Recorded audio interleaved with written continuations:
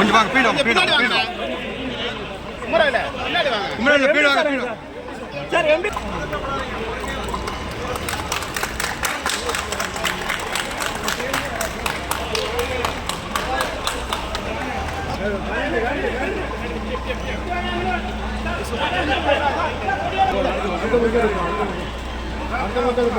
கையா இருக்கு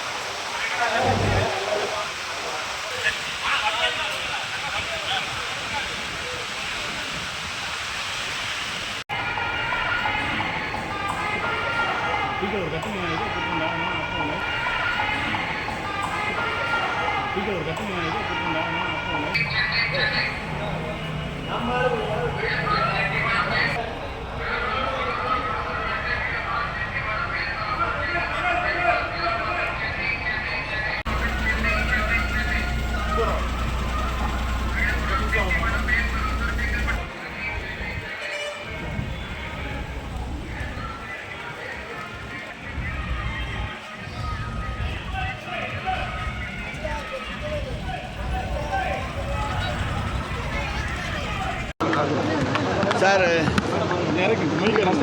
தலைவர் முதலமைச்சர் திறந்து 2 மாதம் ஆச்சு. எதனால் டிலே ஆச்சுன்னா அந்த அக்ரிமெண்ட் போடுறதில் டிலே ஆகிடுச்சு. இப்போ நிதித்துறை ஒத்துக்கிட்டாங்க.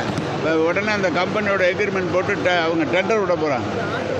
அதுக்கடையில் நீண்ட காலமாக இருக்குது அப்படின்னு சொல்லிட்டு இப்போ டெம்பரவரியாகவே எல்லா வியாபாரிகளுக்கும் நீங்கள் போய் இருந்து சாப்பாடு ஃபுட்டெல்லாம் கொடுங்க, ஃபுட்டெல்லாம் கொடுத்துருங்க, டீ காஃபி கொடுங்க, குடிக்க தண்ணி, ரெஸ்ட் ரூம்ஸ்லாம் எல்லாம் நாங்கள் ரெடியாக வச்சுருக்குறோம், க்ளீன் பண்ணுறதுக்கு ஆள்லாம் ரெடியாக வச்சுருக்குறோம். அந்தந்த இடத்துலையே ஒரு உதவியாளர் வச்சுருக்கோம். எங்கே போகணும் என்ன கேட்டால் அவங்க ஏதாவது சொன்னால் கேட்குறதுக்கும் வச்சுருக்கோம். எல்லாம் ஃபுல் ஸ்விங்காக பஸ் ஸ்டாண்டு நடக்கணும், கலைஞர் பஸ் ஸ்டாண்ட் நடக்கணுங்கிறதுக்காக இந்த வேலையை பார்த்து